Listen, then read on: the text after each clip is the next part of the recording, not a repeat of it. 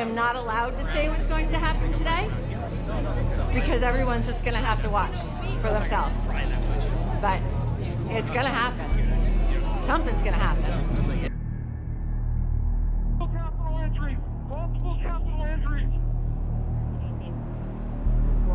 There's a moment on January 6th when police radios stopped sounding like radios. They sounded like panic. You hear breathing. You hear screaming. You hear someone yelling, "Hey, stop! What are you doing? We're surrounded! There's a victim! We lost the line! We lost the line!" Inside the United States Capitol, a building meant to outlast centuries, law enforcement officers are being beaten, crushed, and hunted through hallways. This is not disorder. This is violence with intent.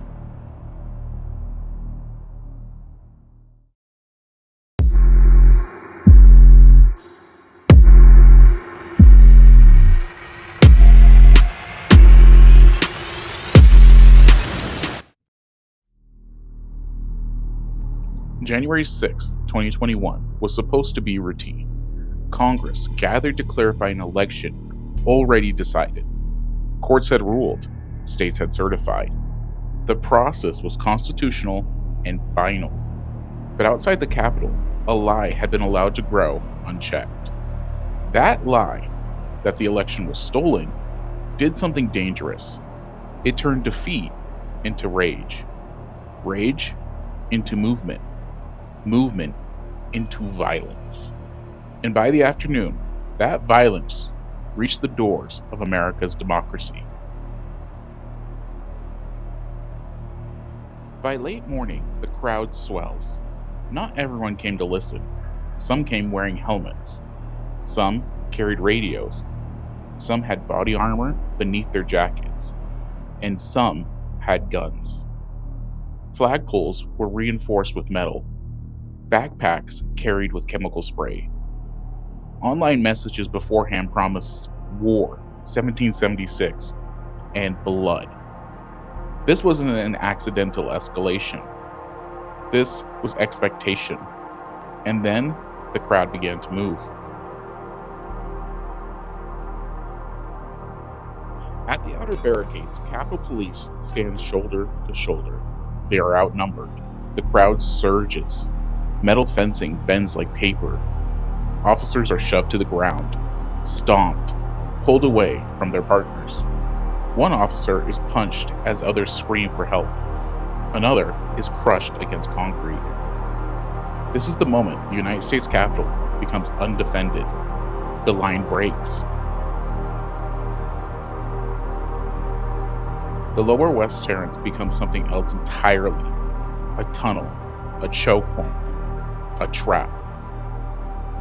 Bear spray fills the air so thick officers choke behind their masks. Shields are ripped away and turned into weapons. Metal poles slam into helmets again and again. One officer is pinned in a doorway, crushed, screaming. Another is dragged into the crowd and beaten unconscious. Federal prosecutors would later describe this scene in cold language. Violence was used to obstruct and impede the certification of the election. But there was nothing cold about it. It was hand to hand, face to face.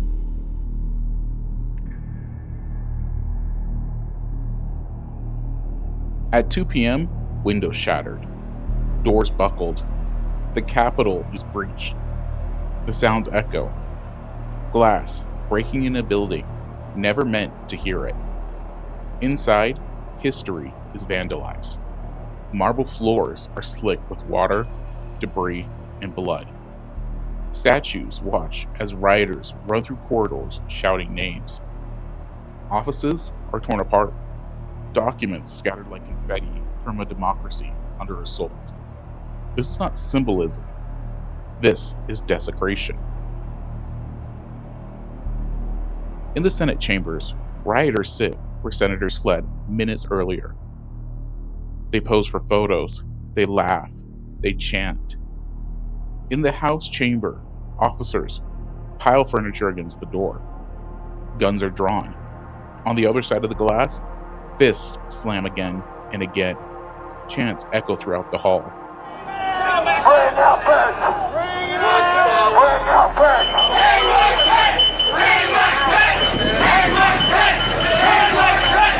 Outside, a gallows stands. Inside, people are hiding.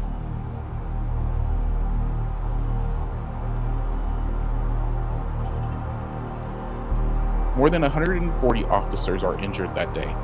They suffer concussions, broken bones, chemical burns, traumatic brain injuries. One officer loses part of a finger. Officer Brian Sicknick collapses after confronting the mob. He dies the next day after suffering multiple strokes. Medical officials note the physical stress and the chemical exposure of the attack. In the months that follow, several officers involved take their own lives. The damage does not leave with the crowd.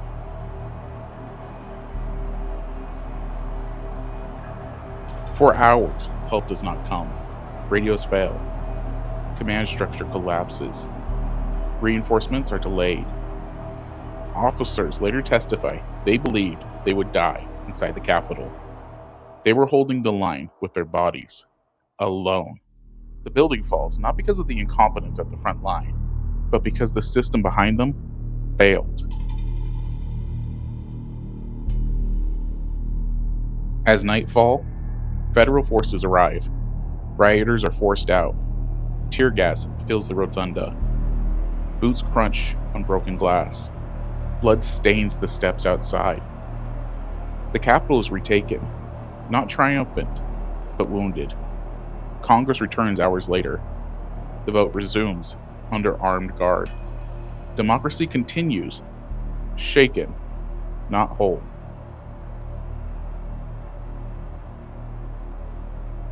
Years later, the language becomes unmistakable. In a court filing, Special Counsel Jack Smith's office lays it bare. The violence was not accidental. It was foreseeable, and it was used. Used as pressure, used as leverage, used to stop lawful transfer of power. The mob was not separate from the plan. It was part of it. January 6th was not chaos. It was an attempt to replace ballots with fists, law with fear, democracy with force.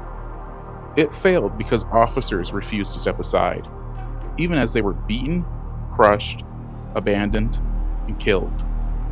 The Capitol still stands, but it remembers, and so should we.